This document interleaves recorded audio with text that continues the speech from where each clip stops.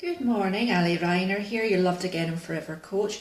Give me just 1 second. I want to share you into my group, Loved Again and Forever, which is a gorgeous, gorgeous group of women, all but working towards the same goal, to be happy in life, to work out what they need to do to be happy in life. So bear with me a second until I see whether I've come up here. Oh, there I am. Let me just share it in. Share. And then you'll have my full, undivided attention. There we are. Post. Yeah, so it's a delight to be here. It's Monday morning. I've got somebody here with me already. Nice to see you. And today I'm talking unashamedly because I'm very excited about my Loved Again and Forever Bootcamp. I'm open all this week to answer questions about it, any queries people have.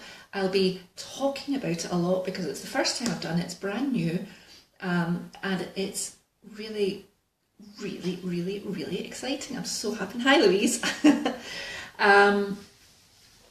So let me tell you a little bit about me, let me tell you a little bit about what I'm about, and let me tell you what you can expect this week from me. So this afternoon, I'm going to be live over in Project Positive Change, and I'll be talking about control in relationships, because that's something that's going on a lot. It's something that I'm coming across a lot. I seem to have themes coming up every so often, and yeah, control seems to be one of them. So this afternoon at 3 p.m. Central European Time, which is 2 p.m. British Standard Time, you can find me on PPC. I'll drop the details later. At the moment, however, I want to talk about the Loved Again and Forever Bootcamp. It starts next week. It's a 4-week course. It's very, very intensive. Normally when I work, I have no idea what happens. People obviously in my building get very excited as soon as I switch the live stream on, and they all have to go and pee. So somebody upstairs is peeing. So it's 4 weeks. It's very intensive. Normally when I work with people one-on-one, we meet every second week because it takes time for the information to settle in, for the questions to arise, and for the changes to start to take place. However, the idea behind the bootcamp is to really get to the nub of that, that question that we've got. Ask a hi! To the nub, the root of the question that we have, which is, oh, your themes are coinciding with what's going on in the minute. So exciting. Yeah, it's also going on with what's going on in my life. Nothing happens by chance. I talk about what's happening with me, and I don't know if anyone saw the post that I put out last week. I realised that I've been controlling for months. I thought I was being lovely, but actually what I was trying to do was control somebody else, i.e. my husband's view of the world, experience in the world, and the outcome of that was one very unhappy person, because I was putting my needs to the side in order to give him a better experience, and a very, very confused person, i.e. him, because he had no idea that I was trying to control, that I was people pleasing and all the rest of it. And I'm supposed to know better. To be perfectly honest, I did know better. Anyway, if you want to hear more about that, come and join me on Project Positive Change at 3 o'clock. Today we're talking about the bootcamp and why it's important for you. So the whole purpose of this bootcamp is to take you to that place where you know in your, not just in your head, but in your heart, the right next move. That you know what you need to do. And that can, it's going to be very different for the women that are in that group. It's going to be very different. Some are looking to find a way to have a communication, a conversation with their partner, in order to try and reconnect and save their marriage, their relationship. Others are looking for ways of finding the confidence, the courage, and the goal plan to move out and move on. But the whole idea is when we know when we know what we know, when we're absolutely sure that we are making the right decision for us, not the decision that other people might want us to make, not the decision that our partner might want us to make, not what we think, the kids, the family, the friends, the colleagues at work would do in our situation, but when we know what we want to do for us because we feel it's right for us, it makes it so much easier to find the courage to move, to find that place where you can actually sit down and honestly share what it is that you'd like to do next. So, and that's, I've no idea. I'm really excited because I've no idea before I start whether we're going to find lots of reconnection at the end, or whether it's going to be a case of all of these women deciding that they want to move on and working out what they need to do. Something that happens a lot is expectations. So we're going to be looking at our stories, the stories that we tell ourselves about relationships, the stories we tell ourselves about what's expected of us, the expectations that we have of other people, where those stories come from. It doesn't necessarily have to be important, but sometimes it is. Sometimes it's that belief. You're watching other people live in their married lives, your parents or your friends or your friends' parents, or people that you come across. You create your idea of what a happy marriage is based on what you've seen. And that can be either way. That can be, my parents had a great marriage, therefore marriage is simple. Or my parents had a crappy old marriage, and therefore I'm not going to do this, and this because I think that's what made their marriage so bad.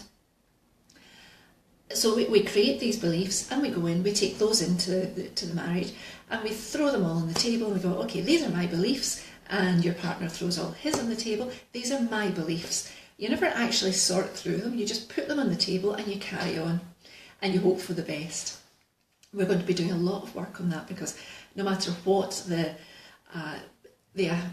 decision, the outcome is at the end of our time together, what you will want to ensure is whether you're reconnecting with the partner that you have at the moment, or whether you are leaving but with the intention of finding love in the future, you want to know what those stories are. You want to know how they've played out in this relationship. It's so important to learn the lessons in this relationship. Now, when I did this myself, I saved my marriage. I transformed my marriage into what it is today, which isn't perfect. It's not, we're not on the best of terms today. Who knows what tomorrow will bring? Who knows what this evening will bring? But what I do know is I know how to manage myself now. I know how to tell my truth, and I know how to listen to my husband. These are things that I didn't know when I came in. I was either aggressive, so telling him what I wanted. I was passive. I let him run all over me, or run all over me. He was never that violent, but walk all over me, take advantage of my good nature. Or I was passive aggressive, nasty little comments here, little snidey remarks there. Just, I didn't know any better. That's how I'd seen it played out, and that's what I took on for myself. Now, no matter the state of my own marriage, I know the tools that I have to use in order to make myself happy, and in order to give my husband that opportunity too. So this is going to be something that we look at quite strongly. Those stories, those beliefs, because they're the ones that have got you to where you are at the moment. And if we can change those, everything changes. Once everything changes, your partner has a what's the word I'm looking for? Your partner has a decision to make, and it might not even be a conscious decision. It might be a reaction, and that's what happened to me, was a reaction, and that's often what I see in my own clients. The reaction from the partner is, oh, something's changed. I don't understand, but I feel different, I feel happier, I feel more connected. Okay, let's go with it. On the other hand, you might find that your partner pushes against you and pushes against you and pushes against you. He doesn't want to know what you're bringing to the table. He doesn't want this new version of you. He's scared of it. He may come around in time, so we don't rush into anything. We don't make big decisions on the spur of the moment. We take time to make the decisions. We pay attention to our part, we work on ourselves, and we watch what's happening. And if after a certain period of time you're still being pushed and pushed and pushed back into the corner that you were in before, then you have a decision to make. This person is not interested in your happiness, not in the way that you now are. Because, we're talking about love here, we're talking about self-love here. And when you love yourself, you want the people around about you. That's the whole point. You want to attract the people around you into your life that are going to treat you the way that you're treating yourself, and are going to allow you to treat them as you're treating yourself. So, but Louise, I don't know if you're still on here, but you were talking, or you were mentioning earlier, this thing about control. It's so, one of the things that really gets in the way is this idea of control. Yeah, we control people because we want them to love us, we want them to need us. And out the corner of my eye, I can see my arms shaking on the television here. I'm not sure. Oh, I've frozen there. I'm not sure if I've frozen with you.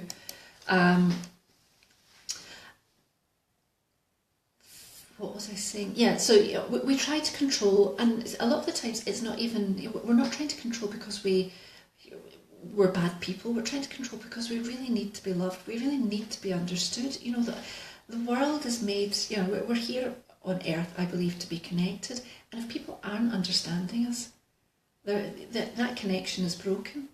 And our reaction is to try and get that back, try and get it back. And that's where the neediness comes in. Hi, Louise, you're not oh good, I'm not frozen. That's where the neediness comes in, where we come across as trying to control the outcome. I need you to do this for me. I need you to understand what I'm saying. I need you to change this certain behaviour because then I'll be more relaxed in my own skin. I realise I'm looking at the numbers and not here, so I hope you don't have squinty eyes.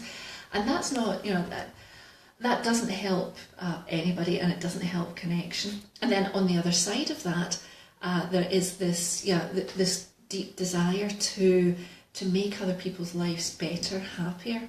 And that comes from a really good place in your heart, but it's still controlling. We're trying to control other people's experience of the world.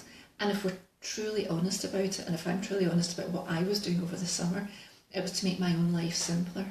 If my husband is happy, then he's less likely to moan, he's less likely to complain, he's less likely to be picky, he's less likely to look around the house and say, it's a mess, or you haven't done this, or why, or when. So my control was make him happy, because he's nicer when he's happy. Instead of working on myself and saying, okay, he's not happy in life at the moment. What am I going to do about it? How am I going to protect myself from that energy? And that's what, that was really what I was doing. I was getting so worn down with this constant heavy energy that I, instead of working on myself and building my own defences up so that I could just, acknowledge, be there, listen, but not take it on myself, I was trying to change him rather than change myself, still controlling. So we do it with the best of intentions. We really do it with the best of intentions. When I worked on myself and when I work with people on it, that transforms the relationship. It has to, because when somebody changes their behaviour, the other person can't behave in the same way. There's nowhere for that to fall. So they have two choices: change with you or pull away. At which point you know the answer to your dilemma. You know the answer to your situation. Should I stay? Should I go? Is this relationship worth fighting for or not? All that, it's so exhausting when you're in that place. You're listening to that, going on and on and on. You're trying to find answers, and one day it's yes, and 1 minute even sometimes it's yes, I can do this. I'm going to fight on for this because I think it's worth saving. And then you're so exhausted the next day. You're saying, I'm off. I can't do it anymore. And you waste all the time, all that effort in that place. What you don't actually do is make a plan, is make you've got nothing left. You're so depleted that you don't have anything left to make a plan of action. Oh my goodness, somebody's ringing. No, they're not ringing. To decide which way you want to go, or how you're going to approach it. Okay, I've decided I'm going to give it my everything. I'm staying. What do I need to do to stay? Well, I've tried X, Y, Z, A, B, C. They didn't work. How about I ask for help on this? What is my blind side? What am I not seeing here? Or I want to leave. I've done everything. I need to leave. well, what do I need to do in order to be able to leave? And I can't tell you how many women I speak to who have decided they want to leave, who've decided there's nothing left. And when I ask them, have you spoken to a lawyer? You know your legal position? They don't, because there's such a fear of taking that forward that people don't, people just don't want to go there. They don't want to do that. That's like a last resort. That's like, instead, and that's where the power comes. If we actually take those actions, we go and find out, we inform ourselves, then we can make an informed decision. Because if you go and you find out that you're going to have to pay your husband everything, and you're going to be homeless, and you won't have the kids, and then you'll probably look at your situation slightly differently, and you'll try and find a solution. If, however, doesn't matter which way about, but when you're informed, you can then make a plan. When you're not informed and you're living in that fear and you're going round in circles, it's exhausting, it's lonely, it depletes all your energy, and eventually you are so broken. You've lost all your confidence, you've lost all your sense of self, and you look at this guy every single day, day in, day out, and he's just the enemy. He is the enemy because he's caused all these problems. So that's a big long story about what goes wrong when we're not actually answering that question for ourselves, when we're just pondering it, but we're not actually taking action to find it. And that's what this bootcamp is about, is that action that will help you come up with those solutions. Is my head really bouncy? I seem to be bouncing all over the place. So we're going to be spending a lot of time on that. We're also going to be spending a lot of time, we're here together for 4 weeks, a lot of time on rebuilding communication, on developing tools to be able to talk and to communicate without the atmosphere.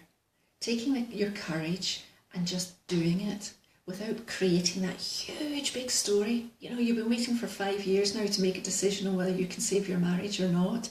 And the first month it was, I'm going to do this, I'm going to address this, we're going to sort it out. 5 years down the line, you're thinking, oh my God, I can never open my mouth and let those words out. What will happen? The world will implode, I'll explode, he'll explode, he'll kill me, whatever that huge big scenario that you've created in your head because you haven't actually spoken your truth, and it's just got bigger and bigger and more overwhelming, overfacing. So we cut through that and we get to the truth of it. We get to the truth, we work out what you're going to have to say, use, and whatever to communicate, what tools you're going to have to use, work out how to understand what your intention is behind a conversation.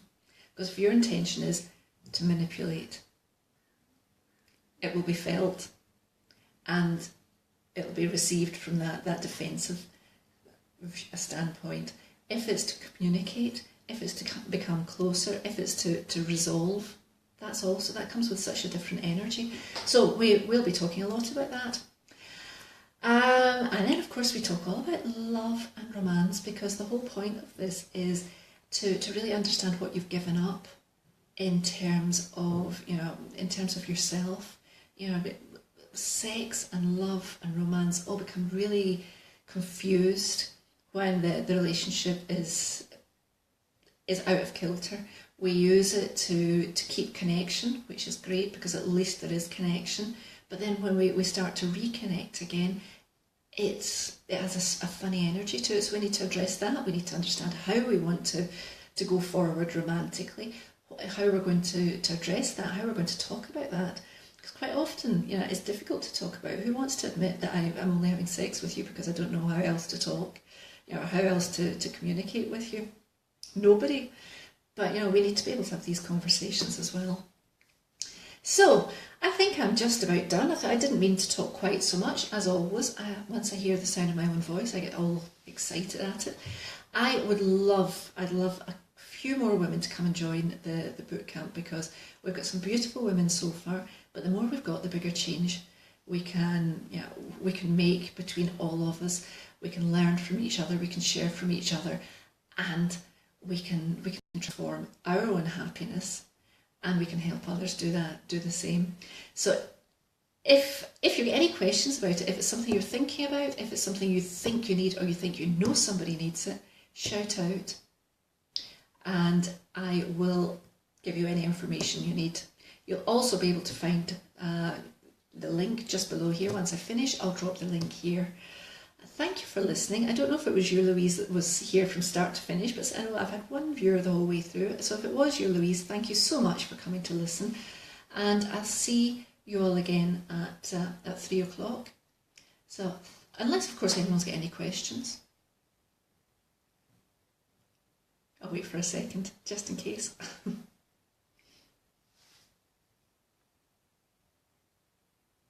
No?